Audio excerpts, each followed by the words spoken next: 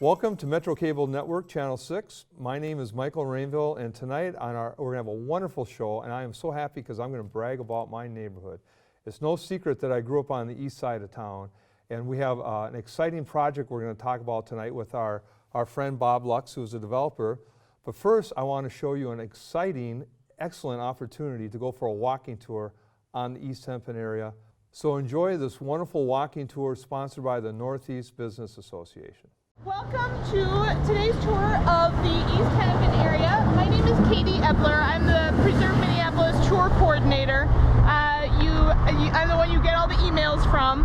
And so I'm happy to answer any questions about Preserve Minneapolis, but I'm going to quickly turn things over to Michael and Scott, our tour guides today. This is one of my favorite tours. I feel like I say that a lot, but this is a really good one. They've done a lot. They're very experienced, and you will enjoy it. So I'm going to turn things over to them now, and we'll get started. Okay, I want to thank you guys for coming today. My name is Scott Parkin, and my friend Mike Rainville here is my co-tour host today, and we're going to start out here on East Hennepin and Main Street. A lot to talk about, and then we're going to move on, and things will move a little bit quicker. Just a little background on this tour. We put this tour together with an historian the Northeast Business Association hired and developed this nice brochure. We'll probably reference that throughout the tour. But the tour will start here. We're going to walk up the street past Nye's. We're going to actually head into Lord's Church and check out the church inside. Michael's a member, an active member with the church, and has a lot to say about the church, which is one of the focal points of the tour.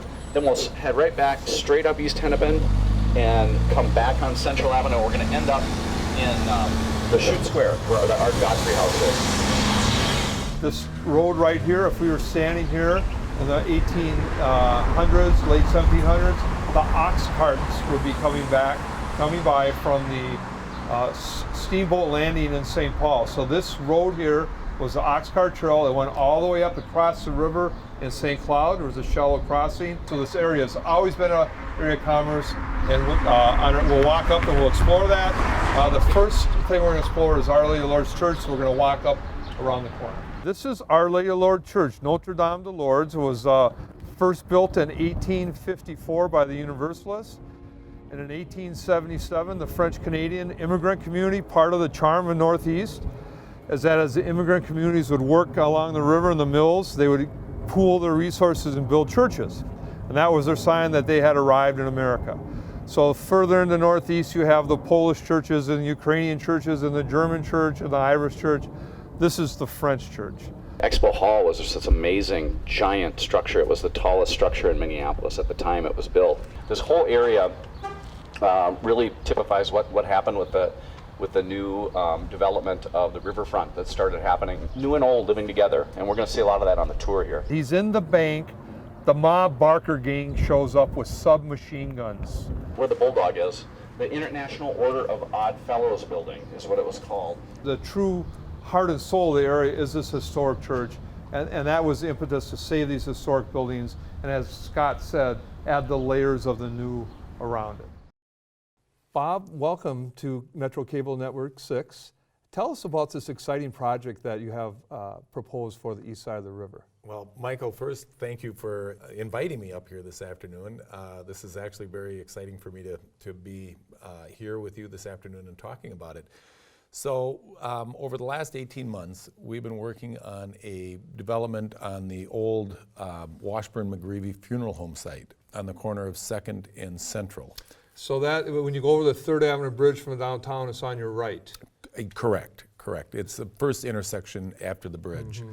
We purchased the site last summer with the intention of doing multifamily housing, and for the last 30 years, I've been doing multifamily housing throughout the metro area, and really for the last 15 years, focused in downtown Minneapolis. And Bob, can you tell our viewers some of the other projects you've worked on in downtown? Well, most recently, we just completed Latitude 45. It's a 320-unit, 13-story luxury apartment complex on the corner of 3rd and Washington South. So it's right across from the depot.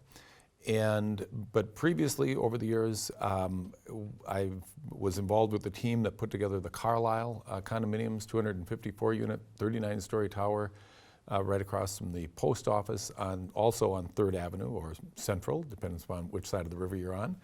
And then back in the early 2000s, we did Grant Park, which is over in the Elliott Park neighborhood. As you come off 35W. Correct. It sits right off to your right. 27-story building, 320 units. And then we are also part of the group that has done the renovation and repositioning of Block E, which is now Mayo Clinic Square downtown, putting the Timberwolves and the Mayo Clinic in that facility. What is it about Minneapolis that allows for this growth and development? Minneapolis is a gem. I mean, those of us, and I know that you've lived here your entire life. I've lived in Minnesota my entire life, and the metro area my adult life. You know, we have a wonderful educated populace. We have, you know, historically it was always wonderful because we have a land grant University of Minnesota, that always educated people from all over the world. And our companies here have been able to grow because of those educated people. When they would come to Minnesota for school, most of them wouldn't leave. So we've had the benefit of a very educated populace, which is wonderful. And can you tell our viewers a little bit about the benefits to the Marcy Homes neighborhood that this tower is going to provide, and really to all of the riverfront? Well, maybe if we step back for a minute, you know, development is really, we view ourselves as adding to communities. I live downtown, I'm a member of the community, and we try to do projects that are accretive, where they're going to both aesthetically help a community and also socially and economically help a community. We did that with Grant Park over in the Elliott Park neighborhood, which was, there hadn't been any new development in that neighborhood since the early 40s when we did that. And once we put that investment into Elliott Park, the entire neighborhood came back to life. Another high-rise was built, and there's been a number of other housing projects done since then. What we're going to find in the Marcy Homes district, or the neighborhood, is, you know, Marcy Homes is a very successful neighborhood. You know, it's politically active, it is well organized, and it has a great diverse group of people. And they're not afraid to give their opinion. No, and I love that. I mean, and we solicit opinions from neighborhoods, because quite honestly, we learn a lot from neighborhoods. My belief is always that a neighborhood knows better about what should be developed and how it should be developed, or at least how it should be tweaked to really make a project a good long-term asset. So when we approached the neighborhood with the concept a year and a half ago of doing a high-rise, we were really looking at doing somewhere in the 25 or 30-story high-rise, more similar to Grant Park. A little larger floor plate of a building, and focusing on the street level, but not really emphasizing it. What has evolved over the last 15 months really is a development that is really more focused on the base of the building and the materials and how it meets the street and what the pedestrian experience is like. And then we're stepping back to what we call a point tower. It's a small floor plate, and we're taking it up actually 40 floors. And the reason for that is, you know, everybody says, well, it's economics. There are certainly economics involved with it, but not as much as the aesthetics. Tall buildings want to be tall. If you do a 20-story building with a normal sized floor plate, in my opinion, they look squat. They don't feel like they're really, they're not being proud. They're not standing up and really doing something for the neighborhood. And like when we did Grant Park, when we spent time with the neighbors, they asked us, you know, well, what do you want to build? I said, well, really, what do you want to build? And they said, well, we need a bell tower. We need a building that will put us back on the map. And that's how we ended up with a high-rise. By doing a 40-story tower in Marcy Homes, it's a tough lift. It's a tough lift for a developer to do a 40-story building, but also for a neighborhood, you know, to accept it. But in fact, what it really will be, it'll be a gem, both from the street level and also from the vistas that will be provided. Could you tell the viewers a little bit about, you have this great idea for the sidewalk right on Central Avenue, Yep. and helping your neighbor, which is that beautiful old public library built by the Pillsbury family. Yep. Well, the library, is a Cass Gilbert architect, I think is who actually did the design on it. And it's all limestone. It's absolutely eloquent in how it's laid on that site. What we've done over the last 15 months is we've changed our base of our building, and we call it the podium, the first floor, 4 floors. Now it's all limestone. We put units on Central Avenue and they wrap onto Second.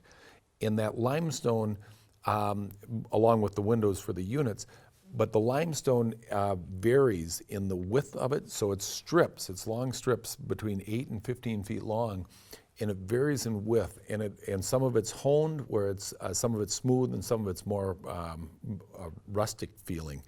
And what you're really getting is almost the stratification of a river bed, like when you're looking down at a river wall. At the same time matching the library next door. Totally accenting what was done at the library. In the same kind of extent as we're trying to highlight the library, when we come around in Second, what we're also trying to do is to, quite honestly, cover up the existing 8-story parking garage that is there, which is not one of the architectural gems of our community. It's hard to make a good 600 car It ramp. is. You got it correct. So what would impress me the most is I wanted to get you to talk a little bit, Bob, about how you want to widen the sidewalk in partnership with the library and make that pedestrian experience a lot more friendly. You're right, Michael. What we're doing is that we're holding the building back about 15 feet from the curb line, so we end up with a much larger sidewalk and an area actually for outdoor seating for a restaurant. The plan is to have Ryan Burnett do a restaurant in the corner. Ryan is the restaurateur behind Bar La Grassa, Barrio, Birch Steakhouse over on South Hennepin, as well as Eastside Grill, which is in our Latitude 45 building. That's really amazing because sometimes history is a big cycle, and that used to be the St. Anthony Athletic Club, which had a wonderful restaurant that did about 150 covers of lunch. Wow. And I know that because I washed the dishes for several summers. So it's going to be a restaurant again. It is. And very much more of an urban design. It's going to hold more to the lot line or closer to lot line, within about 10 feet of the lot line. Whereas the existing St. Anthony building is really more of a suburban design, where it has the surface parking lot out in the front of it. So could you tell our viewers a little bit about the park fees? I know Minneapolis has instituted a new fee for development, and that money is dedicated to helping the park system out. And it's my understanding this would be about a $400,000 donation? Correct. And I wouldn't say it's as much of a donation as it is a contribution. When we do a large building like this, we pay a number of fees: building permit fees, sewer assessment and water assessment fees to the Met Council, park dedication fees, and those fees all add up. They're one-time fees that are paid when we pull our building permit of about $1.7 million. In that $1.7 million, about $400,000 of it is park dedication fees, which is earmarked for parks and activities within the neighborhood.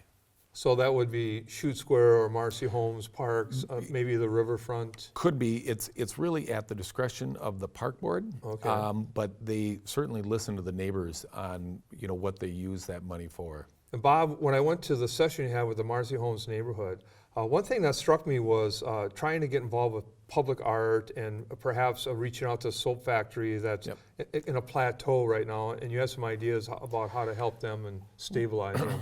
Well, again, large projects like this, I mean, this is I say large, it's not massive in the sense of it's not that many units. It's 207 units. By comparison, the Carlisle across the river was 254, or Grant Park is 320. 207 units, though, these owners, they're going to be condominiums, so these are homeowners, and we're in desperate need right now in our community for sale housing in a multifamily environment in downtown. There's a tremendous amount of demand, and there's zero new supply coming into the marketplace, or almost zero. Those people, what we want to do is to organize them to really potentially adopt the soap factory. The soap factory, I'm sure your viewers know, has a very good program, but they've been really struggling for funding. And a wonderful location. Yeah, and a wonderful location and a wonderful building. And so what we want to do is, in addition to the park dedication fees that we have to pay for this to the city for basically our building permit, we've also committed to $250,000 worth of public art. And public art being either on our site or adjoining our site or in the close proximity to it. And so we want to really end up with, and this is outside, this isn't art, in our lobby or anything like that, this is public art. We really want to end up with something that is culturally rich, not only in our building, but potentially at Chute Park or potentially next door at the library. Mm-hmm. And Bob, what really strikes me is that the Downtown 2025 plan, the Minneapolis plan, this whole idea of becoming a sustainable city seems to be focusing along the river. And years ago, the river was an economic engine because of the sawmills, and it is again today. Correct. And it's really gone through a rebirth in the last 10 to 12 years. I remember back in the late 80s, I looked at a site on the river, which is now where the Federal Reserve Bank sits, and there was, you may remember, Berman Buckskin had their, next to the old train depot. We had that site. You mean you didn't have a fringe jacket? I didn't have a fringe jacket I from had Berman too. Buckskin. Well, I didn't. I wasn't lucky enough to grow up in Northeast. But we had that site under part of that site under contract one time to buy, and I went to a developer who had been developing in town for a long time, and we had lunch, and I said, Bill, what do you think about the river? Should we build a building over there? And he goes, no, Minneapolis will never embrace the river again. He said, Minneapolis tilts to the south. Well, unfortunately, he's no longer around, but he was very incorrect in his assessment. Minneapolis has totally embraced our river, both on the downtown side as well as on the northeast side. People like to have the recreation available to them that's on the river, plus all of the weekend functions that happen down on Main Street and on the Stone Arch Bridge and really throughout the community around the river. So the fact that this side of the river is well established with the services and the shops, is a big attraction for a new resident. A huge attraction. Part of the challenge of this, as I mentioned before, is doing a condominium. Condominiums are very difficult to do from a financing standpoint and from a construction and liability standpoint. We end up providing a long-term warranty on these buildings, which can, when you build a building of that size, there's a lot of things that can, potentially cause problems. Knock on wood, Carlisle and Grant Park have not had any problems, so I'm very fortunate on those, but they are a hard lift. There's not another site in our close proximity, or really in the metro area, that we would consider doing this project on. It's that special of a site, I feel. It has the proximity to the park, as well as to obviously to downtown, but and the riverfront, the entire St. Anthony, Maine area. But it has all of the business attributes of the neighborhood of Northeast too, with the restaurants, with Surdykes, with the later afternoon bars and evening clubs. Well, and Kramarchik's is a destination unto its own. Exactly, and it really is amazing. And now that we have Lund's, a half a block away from this site, it's really, I think it's going to be a marvelous place. And people are looking to downsize a lot of homes. I mean, I'm 58 years old. We moved downtown 3 years ago, and the ease of life of living in a multifamily, well-built, luxury kind of multifamily housing is really quite amazing. And we're seeing it in the apartment business, obviously, but there's a huge demand in the condo. So your typical customer is going to be, is it going to be a third, a third, a third? Certainly some of it are people who are in their late 50s, early 60s, and they're downsizing, Yes. as you mentioned. And you're hit it very close to accurate, a third, a third, a third. There'll be a third of baby boomers, and those people will either be coming from existing condominiums downtown, where they've been living downtown, but they want something new, and which will open up opportunities for other people to move into their units, which is really kind of the progression of housing, which is wonderful. There'll be probably close to a third of the people that'll come from outside of the downtown, and that means both outside of the core suburbs, you know, I mean, they could come from anywhere around the metro area, as well as from Rochester, St. Cloud. At the Carlisle, we had people come in from South Dakota that wanted to have a place to go in Minneapolis. And then you'll have a third, not millennials, but it really will be a group above, you know, from 35 to 50 years old that, you know, are typically one or two household people in the household are working, and they like the proximity to downtown. One of the other things that's really changed in the last few years is the transportation options that we have downtown. You know, from a walkability score, you know, they score, you know, from 70 to 100. This site is like a 99 on the walkability and the transportation because of the number of buses that stop in close proximity, as well as the walkability and the bike paths and all. But the advent of Uber, the car sharing services, and the green bikes, people downtown are going to really be able to shed their cars. Before we wrap up here, if you could predict 10 years from now, 20 years from now, do you see housing, not 40-story towers, but housing moving up the river and being a continuous part of this regrowth of Minneapolis? You know, I certainly hope so. You know, urban living is wonderful. I mean, all of the infrastructure is here. You know, our water, sewer, fire, all our hospitals, it's all here already. We don't have to, there's not another road that has to be built to be able to accommodate literally thousands of new residents.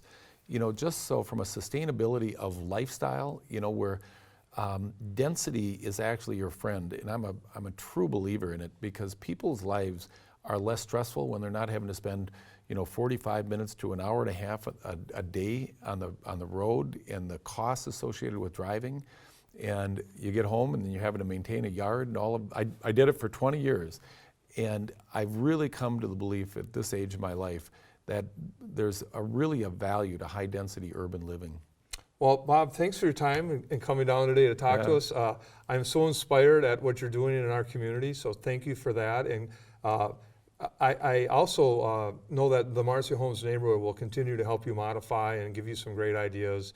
And they're such a big part of the redevelopment of this community. So thank you for coming down. We're going to show the viewers now a little bit of a fun we had at a fundraiser for the police substation we had on the East Hampton area. Wonderful. Thank you. Thank you, Michael.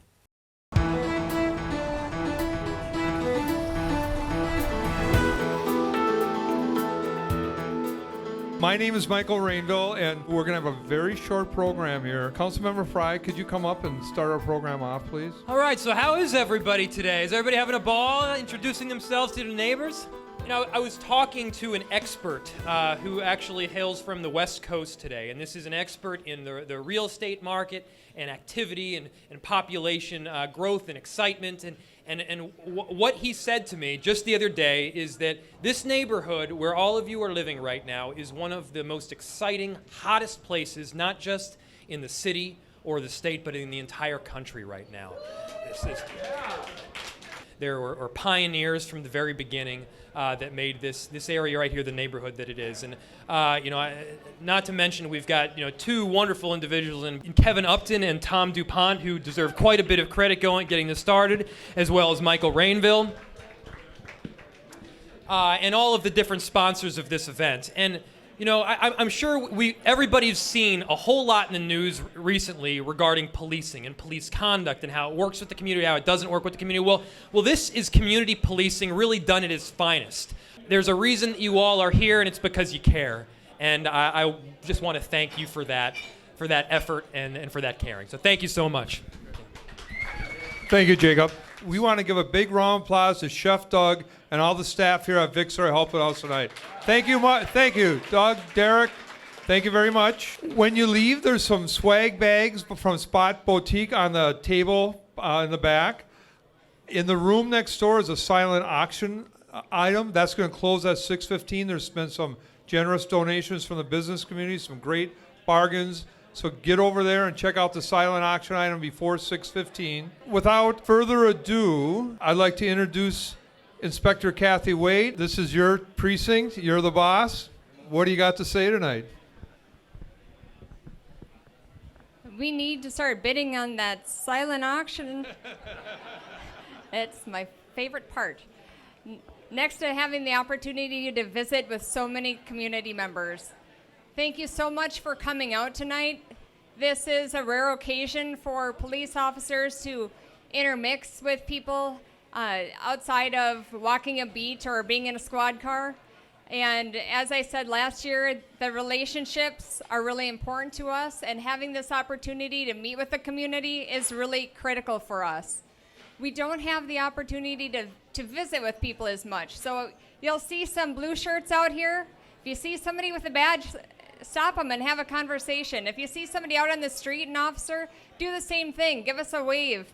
You know, it's really nice to be so endeared by a community like this, and it's not something that we always experience, depending on the news media and what might be happening out in the community. So we cherish these opportunities.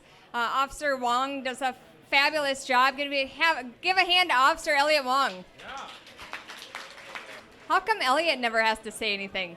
Next year, we'll get him working on that now. So again, thank you all so much for coming out. I appreciate your thoughtfulness and you taking the opportunity and opening up your hearts and your wallets. And thank you again. Thank you, Kathy. Tom DuPont, the president of the Neighborhood Association. Tom?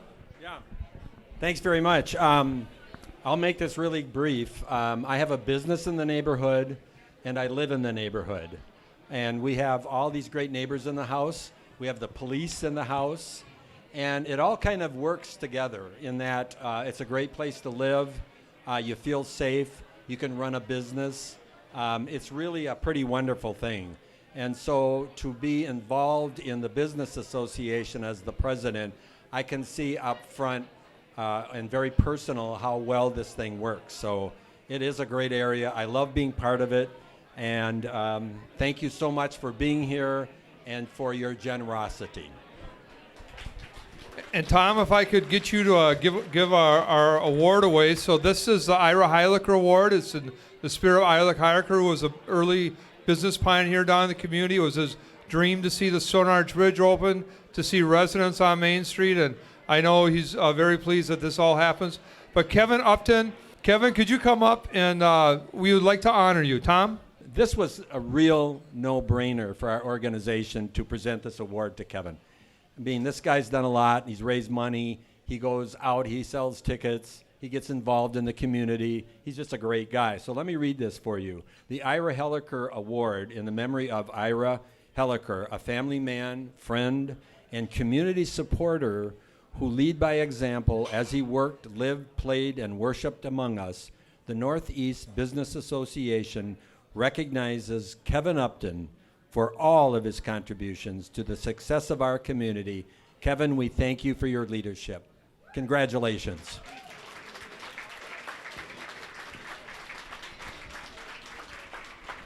So the first year we did this, I was sitting at the Business Association meeting and they were talking about having this fundraiser. And I said, I'll sell raffle tickets to the residents. One of the business owners said, nobody in the neighborhood cares about the neighborhood. You're not going to make $1. So I bet him double or nothing. We sold $1,000 worth of raffle tickets to residents, got another $2,000 from Gabriel Jabor. I think this is not for me. This is about the way the residents and the businesses work together in this area. I thank you all. We'll be back next year. This year we have now raised over $9,000 from the residents. That just means next year I'm going to ask for 10. Thank you. Thank you, Kevin. So, maybe Kevin, if you could come up and help, and Tom, let's draw. We have some great door prizes here for everybody. Vix has donated generously a $100 gift certificate. So the first prize winner, Patty Plutz. Patty.